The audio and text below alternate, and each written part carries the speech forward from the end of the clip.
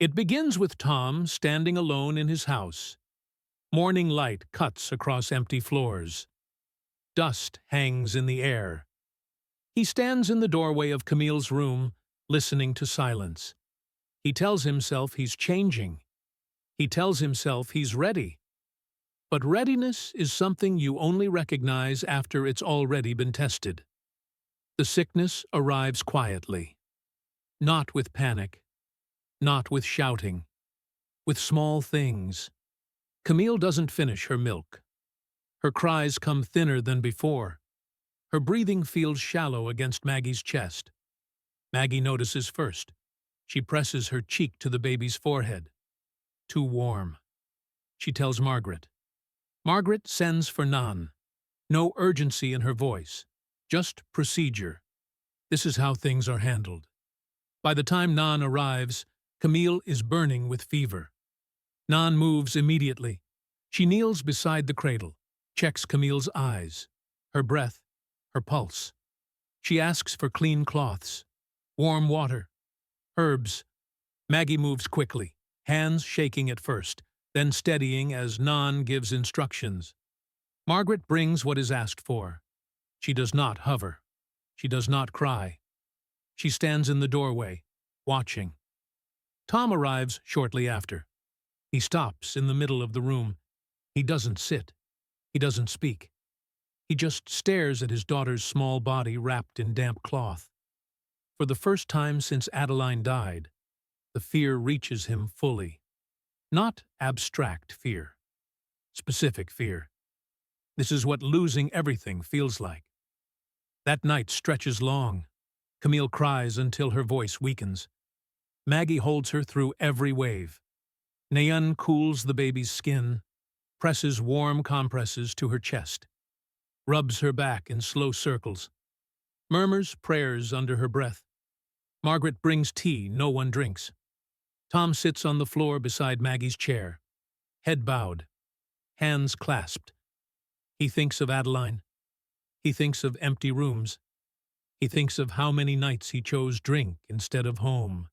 He watches Naan work. He watches Maggie refuse to sit down. He waits. By morning, Camille's fever breaks. Her breathing steadies. She sleeps. Maggie finally lets herself cry. Naan exhales slowly, like she's been holding her breath all night. Thom presses his forehead to the edge of the cradle. He whispers, "Thank you to no one." Something in him shifts.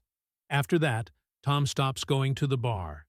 He visits Camille every day. He begins speaking in sentences that start with when instead of if. When she comes home. When things settle.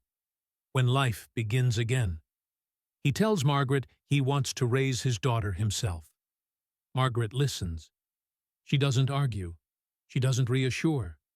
She accepts. She has seen men lose wives before. She has seen children moved from house to house. She understands that grief doesn't interrupt arrangements. She feels only a small disturbance. Not because Maggie will leave, because Maggie was her helper, because the house will grow quieter, because work will fall back on her. This is how life goes.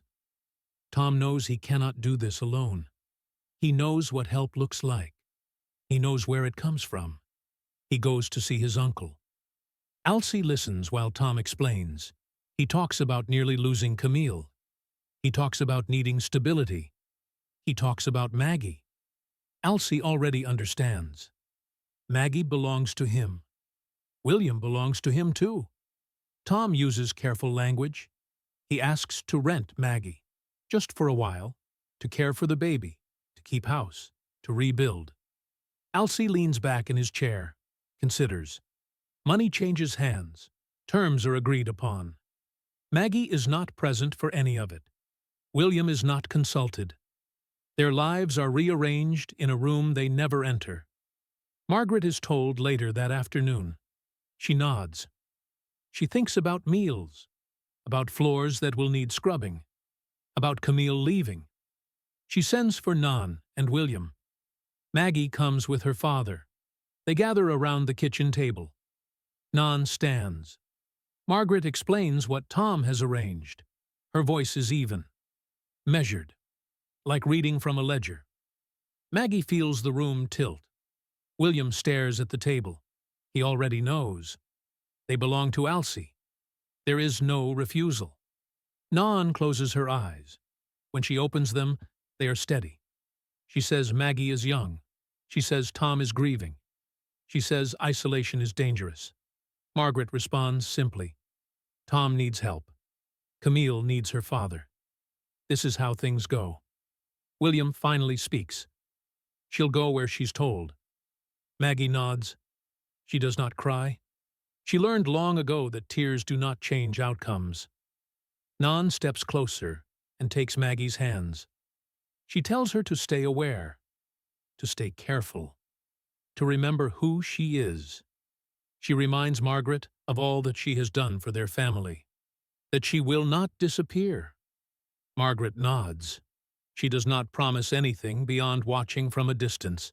That evening, Maggie packs her few belongings. Camille sleeps in Margaret's arms.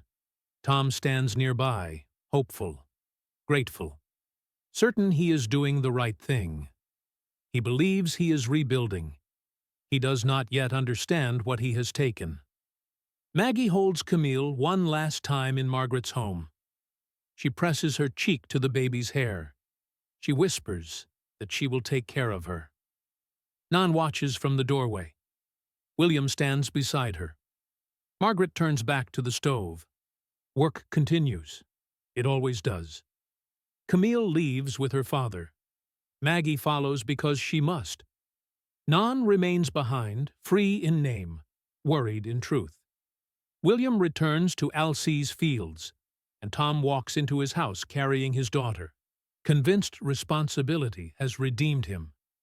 He does not yet understand how grief, when mixed with power, reshapes everything around it. Maggie believes she is helping a child. She does not yet understand how small her world has become. Margaret resumes her routines. Naan begins planning visits. Camille sleeps. And beneath it all, loss, law, ownership, necessity, the future settles into place, not violently, quietly, inevitably.